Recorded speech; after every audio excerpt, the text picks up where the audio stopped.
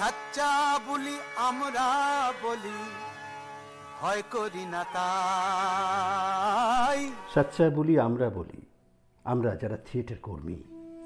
নাট্য শিক্ষক উৎপল দত্তের একটি বন্দিত এবং চর্চিত নাটক হচ্ছে এই টিনের তলোয়ার। একবার চেষ্টা করেছিলাম পরিচালনা এবং অভিনয় করতে তাতে আশ্রমিক গোষ্ঠীতে। আবার যদি এই নাটকের পুনর্নির্মাণ হয় তাহলে সেটা যে ফের ধারে কাটবে, ভাড়েও কাটবে, একথা হলফ করে বলা যায়। আজ 12ই আগস্ট 2021, কোভিডকালে বন্ধ হয়ে আছে রবীন্দ্র সদন মঞ্চ, কিন্তু মন পবনের নাও আজকে আমার এই দিনটাতে আমাকে নিয়ে এসে ফেলেছে সেই থিয়েটারে, সেই রবীন্দ্র সদন হলে।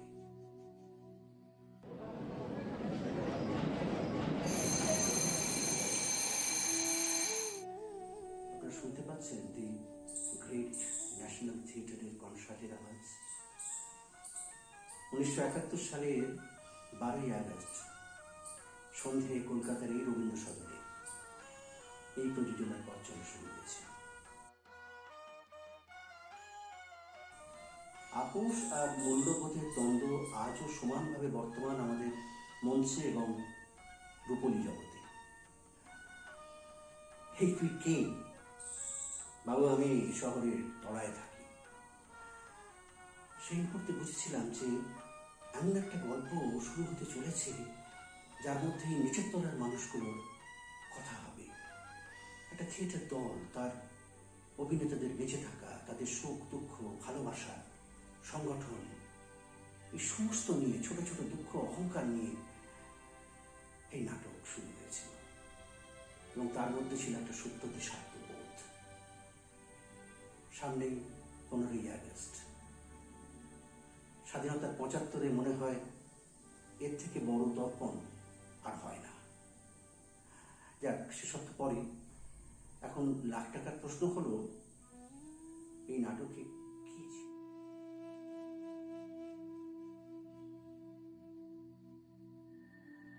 দেখুন, আপনি বিজ্ঞাপনটা পড়তে পারছেন? এগুলা পড়তে টড়তে জানি না। ও, আমি ভাবছিলাম কেমন লেখা হয়েছে সেটা। আচ্ছা, আপনি থিয়েটার দেখেন? এগুলা কেন? বুঝিলা। না দেখলে কি করে বোঝেন যে বোঝেন না? আমি কলকাতার তলায় থাকি। শ্রেণী রাজনীতির জন্য দরকার একজন অগ্রপথিক, ভ্যানগার্ড। দরকার এমন একজন মানুষ যে কোনো না কোনো মাত্রায় শ্রেণীচ্যুতি ঘটিয়ে শোষিত মানুষের দুস্থতাকে তার নিজের করে অনুভব করতে পারে। জাতীয়তাবাদী রাজনীতিও জন্য দেশ এবং দশের সাথে একাত্মবোধ জরুরি, আমি জানি, কিন্তু টিনের তলোয়ার নাটকে এই দুই দায়িত্বই পালন করেছিল একজন, সেটা হচ্ছে আমাদের প্রিয়নাথ। আর যখন অভিনয় শিল্প ঘিরে আমার খানিকটা জীবনযাপন আর বোঝাপড়া হয়েছে, এই দুটো সংলাপ আমার খুব মনে পড়ে। সত্যি তো, একজন শিল্পী নিতান্ত নিজের করে যেটুকু ভাবে, যেটুকু করে, সেই জায়গাটায় সে তো স্রষ্টার থেকেও বেশি, তাই না? আর শিল্পীর ওই একা হয়ে যাওয়া, এটাকে আমি খুব অনুভব করি। থিয়েটারটা আমার ভেতরে ঢুকিয়ে দিয়ে গিয়েছিলেন নাট্য শিক্ষক Utpal Dutta. Had moved on with his idea of a political theatre, where theatre would be a weapon of political propaganda. একটু ধান ভাঙতে শিবের গীত করি। 1971 সাল যখন, তখন আমি 7-এ পড়ি। তো আমার হরিপাল স্কুলের মাস্টারমশাই সমীর বাবু, সমীর সান্যাল ইতিহাসের শিক্ষক ছিলেন। তিনি আমাকে বেশ কিছু বই পড়তে দিয়েছিলেন। উনি বামপন্থী রাজনীতির সঙ্গে যুক্ত ছিলেন। তো সেই সব বই, সেই প্রথম আমার উৎপল দত্ত পড়া, বিজন ভট্টাচার্য পড়া, সেই বয়সে। আর সেই সময় 1971, 72, 73, 74, 75 তখন আমার প্রথম নাটক, অভিনয় এবং পরিচালনা করা বলা যেতে পারে, মানে তত্ত্বাবধানে আমি ছিলাম।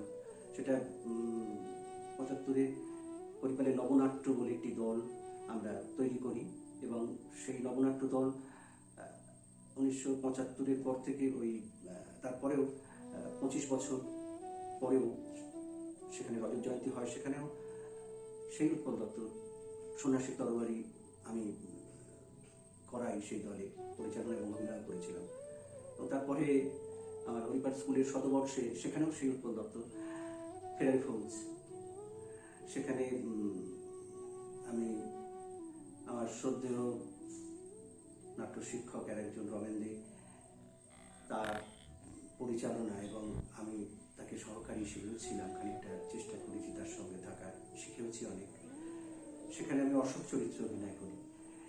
তো এই যে চর্চা, মানে 1975 থেকে এই যে আজ পর্যন্ত এখনো এই থিয়েটারটা করে যেতে পারছি, বোধহয় এই নাট্য শিক্ষকদের অবদান অনেক বেশি।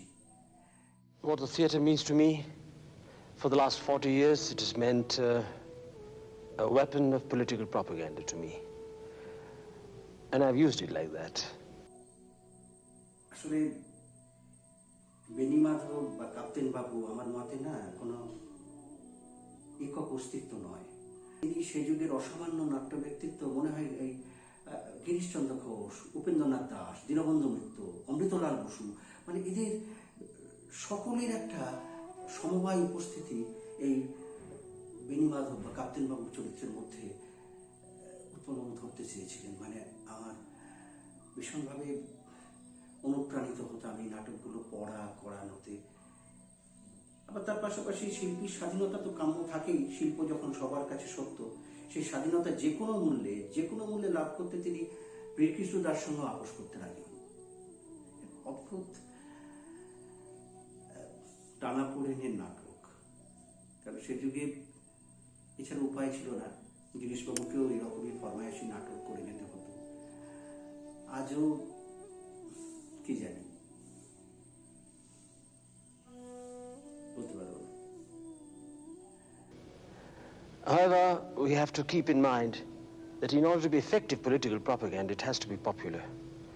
It has to reach as many people as possible, especially in a country like ours where most people can't read or write. People who matter, that is. And theatre can easily build a bridge between us and them. They cannot read, but they can always watch a play, and they can hear the dialogue. So theatre has to be popular. এখন Covid কালে ওয়েবনার, online অনেক কিছু rehearsal সবই হচ্ছে। এই মঞ্চে ওয়েবনারে মহৎ ব্যাপারগুলো বলে যাচ্ছি, অথচ আমার চারপাশে যা ঘটছে এই সংকটগুলোকে আমি লোকেট করতে পারছি না, অ্যাড্রেস করতে পারছি না। মানে এটা শুধু রূপক করে সরে যাচ্ছি না, এটা না পালিয়ে যাওয়া। আমার নাট্য শিক্ষক উৎপল দত্তের নাটক সম্পূর্ণভাবে রাজনৈতিক নাটক ছিল তার। এখন তো রাজনৈতিক নাটক প্রায় হয়ই না। তো রাষ্ট্রের সঙ্গে শিল্প এবং শিল্পীর সম্বন্ধ এখনো তো সম্মানজনক মাত্রায় পৌঁছতে পারেনি।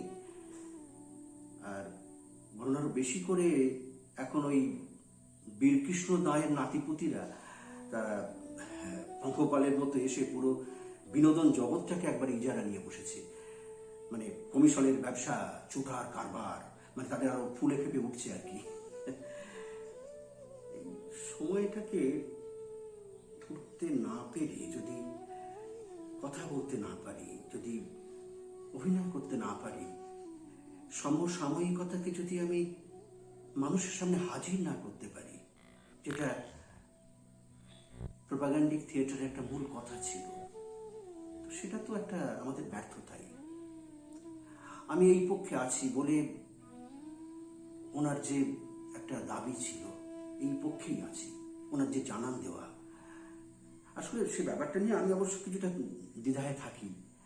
কেননা একটা জায়গায় এই নাটকে উনি বলছেন যে আমি একা, ব্রহ্মার মতো একা, অগ্নির মতো একা, আমি পাথরে প্রাণ প্রতিষ্ঠা করতে পারি। আবার পর মুহূর্তেই আর একটা জায়গায় উনি বলছেন আমি ভগবান দাবানের মতো একা ভাবায়। 50 বছর পরে আজও থিয়েটারটা ভাবায়, আর 50 বছর পূর্তি চলছে এই টিনের তলোয়ারের। And this dangerous tendency all over the world, a trend has come up, intellectualizing the theatre. And it has invaded our country too, and I think it's a bloody waste of time. Because all you do is to drive more and more people out of the theatre. And theatre in isolation from the masses is a contradiction in terms. It means... আরও একটা দারুণ ব্যাপার আছে এই নাটকে, মানে মহাকবি Michael দুটি জিনিস বিদেশ থেকে আমদানি করে রেখেছিলেন। একটা হচ্ছে অমিতাক্ষর ছন্দ, আর একটি সিগারেট। উৎপল দত্ত আর অনেক কিছুর সঙ্গে বাংলা ভাষাকে প্রচুর অপ্রচলিত শব্দ উপহার দিয়ে গেছে। এই টিনের তলার নাটকে এরকম বহু জায়গায় ঢোসকা, নড়ে ভোলা, বউ কাটকি, আচার হুয়া, মানে প্রিয়নাথ বলে যেখানে, এই ধরনের বহু কথা ছড়িয়ে ছিটিয়ে রয়েছে।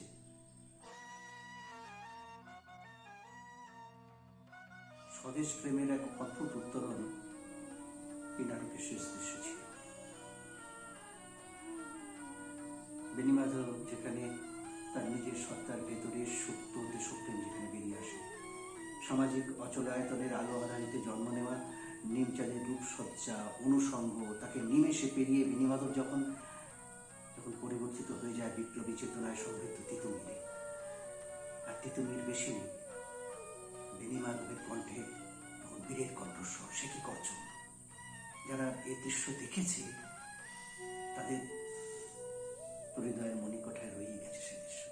শুনুন, যতদিন আমার দেশ বড় প্রধানত ততদিন কাহারও নাই মুহূর্তে স্বস্তি বা বিশ্রাম। আমি বাংলায় ক্যারিক বলছি, অমৃতলাল কারাগারে, অমৃতলাল।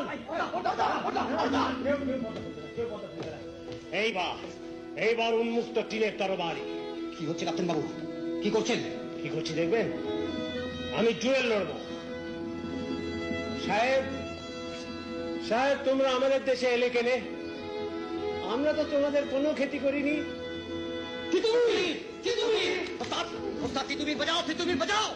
আমরা তো ছিলাম ভাই ভাই গলাগলি করে, হিন্দু মুসলমানের প্রীতির বাহু বেঁধে বাংলা মায়ের শ্যামল অঞ্চলে মুখ ঢেকে হাজার হাজার মাইল দূরে এসে কে এই বুঝতে মার্কে দিলে মোদের স্বাধীনতা। কেন এসে জানো নাকি তুমি? হারমাদ জলদস্যু এসে লুট করতে, নারী সতীত্ব নাশ করে সোনার ভারতের খার খার করে কইলে যাবে সত্য ডিঙ্গা ভাসছে। তোমরা আমায় মারতে পারো, আমি কোনো জবাব দেব না। স্বদেশ নাট্য শিক্ষক উৎপলবাবুর নাটকগুলোর মধ্যে এক ধারাবাহিকতা ছিল, একটা কোথায় রাজনৈতিক একটা ছন্দ ছিল পরের পর, যেমন ফেরারি ফৌজ, কল্লোল, তিতুমির, টিনের তলোয়ার, অবশ্যই মানুষের দরবারে, একলা চলরে, যার জন্য আজকে আমরা এই 50 বছরে টিনের তলোয়ারের যে 50 বর্ষ পূর্তি, সেটাকে আমি আমার মতো করে শ্রদ্ধা জানালাম আমার নাট্য শিক্ষক উৎপলবাবুকে। স্বদেশ আমার কিবা জ্যোতির্মণ্ডলী, ভূষিত ললাট তব হস্তে গেছে চলি সেদিন তোমার। বিদেশি দস্যুর তীরে হৃদয়ে রুধির ধার, স্বদেশ আমার। কোথা সে গরিমা মহিমা কোথায়, গগন বিহারে পক্ষী। এই নাটক আমাদের কাছে কতটা প্রাসঙ্গিক। আজও চারিদিকে আমাদের মগজ দখলের নানা আধুনিক ফন্দি ফিকির চলছে। আজও নাট্য নিয়ন্ত্রণ আইন হয়তো আজ নেই, কিন্তু আমাদেরকে কণ্ঠরোধ করার হাজারো হাজারো আইন আছে, হাজারো ফন্দি ফিকির প্রতি মুহূর্তে। দুঃখের কাহিনী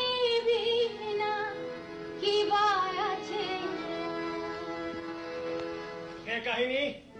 মা, আমি তিতুমির দেশের পবিত্র মাটি মুঠিতে ফেলে শপথ করি, যতদিন একজন ইংরেজ শয়তান আমার দেশের পবিত্র বুকে পা রেখে দাঁড়িয়ে থাকবে, ততদিন এই ওয়াহাবি তিতুমিরের তরবারি কোষবদ্ধ হবে না কখনো। সরদার, এই শয়তানটাকে কোথায় পেলে? যুদ্ধ শুরু হতেই পালাচ্ছিল বীর বঙ্গালের দল, তখন আমার খসড়াকে ধরে এনেছে। তিতু, এই নড়াচুনি আমাকে ধর্ষণ করেছিল। এই মুখ, এই শেখ, এই হচ্ছে লেফটেন্যান্ট মাগুয়ার। আমার সতীত্ব নাশ করেছিল এই দোষ।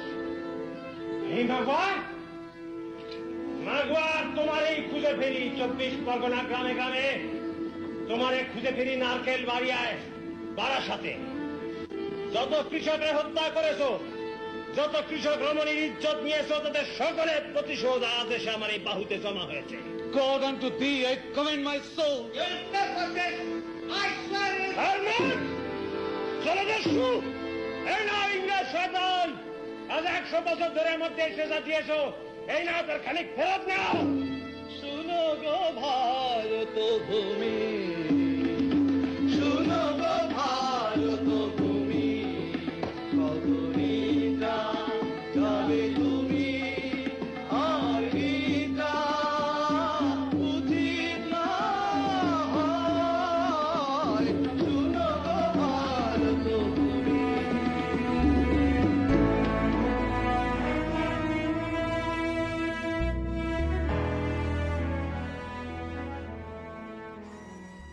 উৎপলবাবুর এই নাটকগুলো যদি আবার নতুন করে আমরা করতে পারতাম, আবার নতুন করে এর নির্মাণ হতো, সম্পূর্ণ আমার ব্যক্তিগত মতামত এটা অবশ্য। আমি নিজের মতো করে চেষ্টা করে যাচ্ছি। আমরা নাট্যকর্মী, আমরা সেই ফেরারি ফৌজ যারা হিতেন দারোগার অত্যাচারে মাথা নত করি না। তো সেই ফেরারি ফৌজের হাতে আবার ঝলসে উঠুক দিনের তলোয়ার, সেই নাটক করাই হবে বোধহয় আমার জীবনের তার প্রতি শ্রেষ্ঠ প্রণাম জানানো। শোনো গো ভারত ভূমি, শোনো গো ভারত ভূমি, কত নিদ্রা যাবে তুমি, আর নিদ্রা উচিত না। Utpal Dutt conceived theatre in its totality, particularly in terms of its making and its impact coming together. This experience, in his case, was also an ideological understanding of the entire phenomena of theatre. জাতীয়তাবাদের রকমফের নয়া নাগরিকত্ব আইনের ফন্দিফিকির নিয়ে উঁচু গলায় কিছুই বলতে পারছে না আমাদের থিয়েটার। এমন সময় সাচ্চা বলি, আমরা বলি, ভয় করি না তাই বলে জুরির দল থিয়েটার কাঁপিয়ে দিলে যথার্থ সুবর্ণ জয়ন্তী স্মরণ হয়।